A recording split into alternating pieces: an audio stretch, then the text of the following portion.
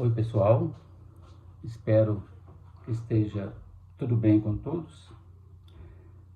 Prosseguindo os nossos estudos, hoje nós estamos no nosso estudo número 103 e com esse estudo, hoje, nós encerramos o terceiro volume da obra Sabedoria do Evangelho do Pastorino. O tema é Cristo e sua ação, e nós vamos falar na parte 2, né? Na semana passada, nós falamos sobre a parte primeira, né? Dessa grande aula, vamos dizer assim, que Jesus ministrou. Na verdade, todo o Evangelho do Cristo é uma aula, trazendo para a gente aspectos profundos do mundo espiritual que a gente realmente desconhece, né? Esse estudo foi narrado por João, no capítulo 5, versículos de 30 a 47. João registrou assim: não posso fazer nada por mim mesmo. Conforme ouço, escolho, e minha escolha é justa, porque não procuro minha vontade, mas a vontade do que me enviou. Se eu testifico a meu respeito, não é verdadeiro meu testemunho? Há outro que testifica a meu respeito, e sei que é verdadeiro o testemunho que ele testifica a meu respeito. Vós enviastes a João, e ele testificou a verdade. Eu, porém, não recebo testemunho de homem, mas digo essas coisas para que vos salveis. Ele era a lâmpada que ardia e brilhava. Vós quisestes alegrar-vos por uma hora na luz dele. Eu, porém, tenho um testemunho maior do que de João, pois as obras que o Pai me deu para que eu as termine, essas obras que produzo testificam acerca de mim que o Pai me enviou. E o Pai me enviou, esse testificou a meu respeito. Nem a voz dele nunca ouvistes, nem a fórmula dele vistes. E não trazeis imanente em vós o seu ensino, porque não confiais em quem ele enviou. Examinai as Escrituras, porque pensais ter nelas a vida imanente, e são elas que testificam a meu respeito. E não quereis vir a mim, para que tenhais vida. Não recebo doutrina de homens, mas conheci-vos e não tendes em vós o amor de Deus. Eu vim por meu Pai, e não me recebeis. Se vier outro por si mesmo, esse recebereis. Como podeis confiar, recebendo um dos outros uma doutrina, e não procurais a doutrina que vem da parte do único Deus? Não penseis que vos acusarei ao Pai. Há quem vos acuse, Moisés, no qual esperastes. Pois, se tivesseis confiado em Moisés, terias confiado em mim, pois de mim escreveu ele. Se, porém, não confiais em seus escritos, como confiareis em minhas palavras? Gente, esse trecho é bastante interessante e também bastante profundo. Porque Jesus recebia a manifestação do Cristo com tanta perfeição, com tanta harmonia e sintonia, que, vez ou outra, a personalidade crística se misturava com a individualidade do Cristo divino. Jesus encarnado representando o Cristo, recebia e manifestava toda a doutrina do Cristo cósmico. Dá para a gente até perceber isso, que chega a ser confuso. Se a gente não prestar muita atenção, a gente não sabe quem que está falando. Se é Jesus ou se é o Cristo. Né?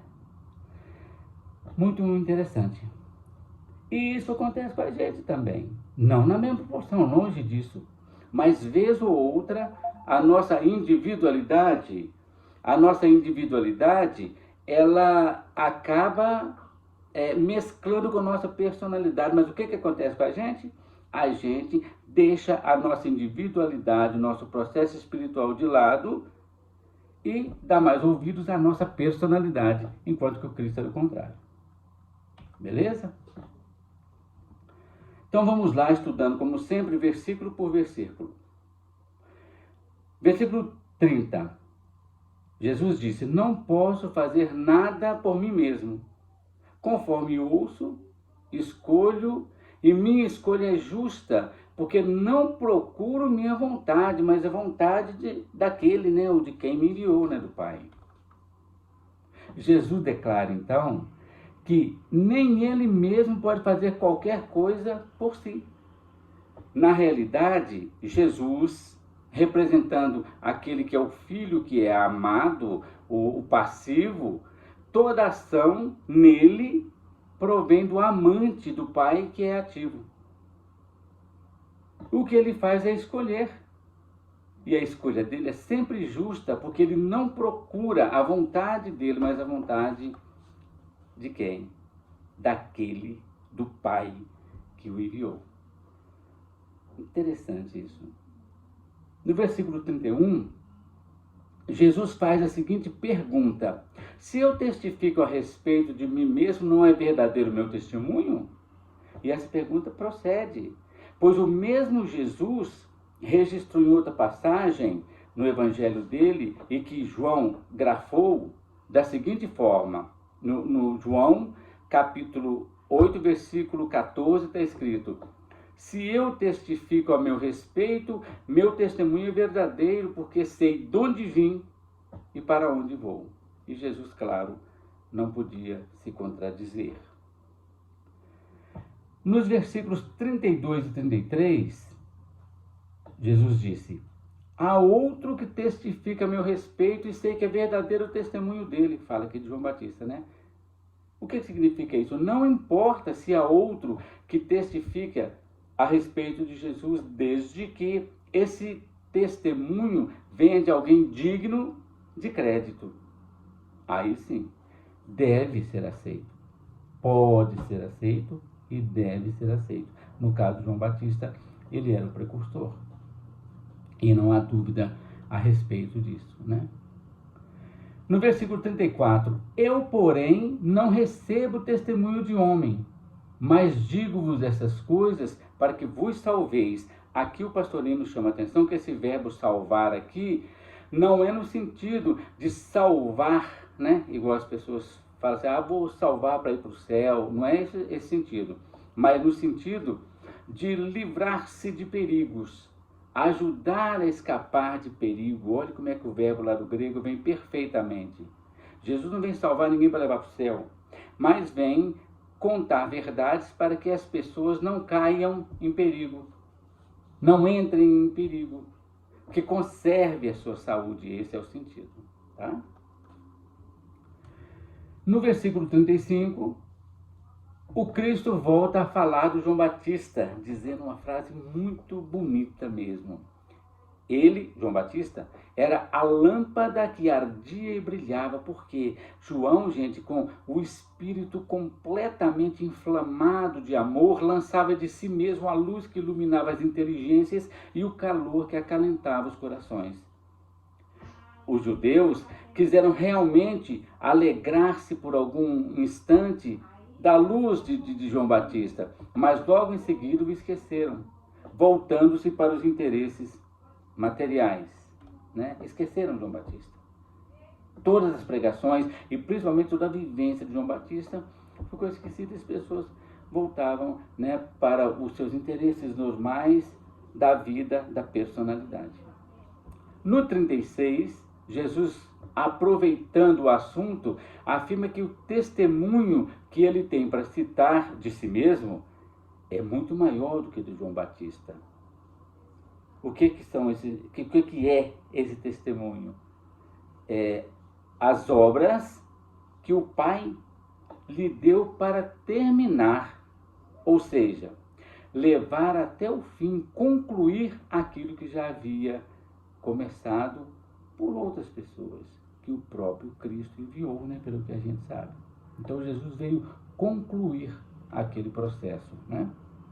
Em outras palavras, trazendo para a nossa intimidade, podemos dizer que o Cristo interno, o Cristo dentro de cada um de nós, termina a obra do Pai, levando cada um de nós à evolução ilimitada para o reino dos céus, o reino do Espírito com E maiúsculo, né? No versículo 37, Jesus disse: "E o Pai me enviou, esse testificou o meu respeito, e nem a voz dele, vamos dizer assim, nem a forma dele, vocês nunca viram, vocês nunca ouviram a voz dele, e vocês nunca viram a forma dele", né? Aí como é que nós vamos conhecer o Pai? Pela manifestação das obras do Cristo. É através dessas obras que o próprio Pai dá testemunho do Cristo, pelo amor que manifestou a Ele e pela confiança depositada nele. Gente, isso é muito legal. Então a gente reconhece Deus Pai no papel do Cristo pelas obras realizadas pelo Cristo, tanto o Cristo personificado em Jesus, como Jesus personificado naquela época, e o Cristo Jesus dentro de cada um de nós, né? No versículo 38, "E não trazeis imanente em vós o seu ensino, porque vós não confiais naquele que ele enviou." Aqui, né, nesse versículo, Jesus faz uma acusação completamente verdadeira. Os israelitas, né, naquela época, eles não entenderam e nem aceitaram o ensino do Cristo por não confiarem nele, não acreditarem naquilo que ele disse. E até hoje, né, gente, 2000 e poucos anos depois, nós também temos a mesma dificuldade de compreendermos o que o Cristo disse. Olha, no início desse estudo eu já disse como é difícil entender essa passagem, né? Imagina então há 2000 anos de diferença, que naquela época o Cristo estava presente. Hoje ele está presente logicamente, mas no processo da intuição e da inspiração, né? Mas o fato é que ainda nós não entendemos. Todas as segundas-feiras nós estamos aí tentando compreender essas coisas para trazer para a nossa intimidade, entendermos e vivenciarmos aquilo na nossa vida cotidiana, né? Versículo 39, Jesus disse: "Examinai as Escrituras, porque pensais ter nelas a vida imanente", ou vida eterna, né? Conforme nós já falamos. "E são elas que testificam a meu respeito." Gente, tudo que está na Bíblia, no Velho Testamento e no Novo Testamento, no Velho Testamento, melhor dizendo, né, testificam de Jesus. E Jesus veio no Novo Testamento cumprir exatamente isso. Já que Jesus falava para os israelitas daquela época, né, que eles aceitavam as Escrituras como algo inspirado pelo divino, e nessas Escrituras eles colocavam toda a sua fé, Jesus declara taxativamente que elas testificavam a respeito dele. E no versículo 40, ele disse: e não quereis vir a mim para que tenhais vida. Isso é muito legal. É como se fosse, nesse versículo aqui 40, a gente vê isso como um grande lamento. Jesus lamenta, e vocês, mesmo sabendo todas as Escrituras, de que as Escrituras testemunhavam de mim mesmo, falavam sobre mim mesmo, e vocês não querem vir a mim para ter vida. É como se fosse um grande lamento. Por quê? O Cristo trabalha há milênios e milênios por nosso processo evolutivo, nos impulsionando para o progresso espiritual. Mas a grande maioria ainda corre atrás das coisas efêmeras, né? Das riquezas, dos prazeres, da fama, do domínio, de todas as glórias efêmeras, e até mesmo fica correndo atrás de santidade religiosa. Tudo isso em nome de um Cristo externo, sem atinar para o verdadeiro Cristo, que é o Cristo interno, vivo dentro de cada um de nós. É o Cristo que nos dá vida. No versículo 41, Jesus disse: não recebo doutrina dos homens. Esta é a resposta que Jesus deu à acusação de que ele não respeitava a lei promulgada por Moisés. Lógico, porque todas as prescrições criadas pelos homens só atingem a personalidade transitória, jamais alcançam o Cristo interno. E há uma passagem no Velho Testamento muito interessante, que é: maldito o homem que confia no homem. Gente, quando eu vejo, assim, dando um exemplo bem particular, as pessoas endeusando outros seres humanos, é uma coisa lamentável, porque os homens são todos falhos.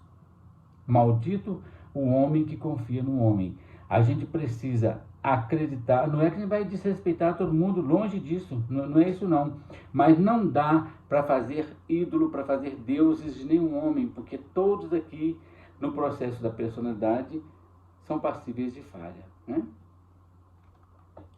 No versículo 42, o Cristo afirma tê-los conhecidos a todos. Isso é fantástico. Por isso que aí, quando eu digo que Jesus mescla com o Cristo a fala, quem conhece cada um de nós é o Cristo. É o Cristo que conhece cada um de nós, né? Realmente, por que ele conhece? Porque ele habita o coração, ele que nos dá a vida. E nada lhe escapa à visão e ao conhecimento.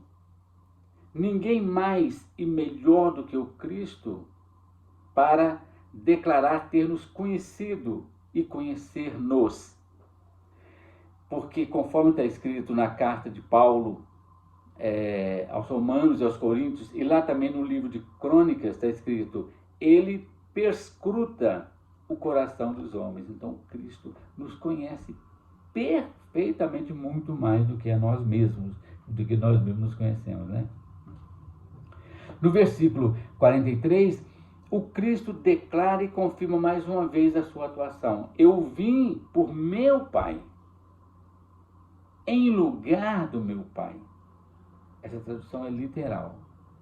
Em nome de meu Pai.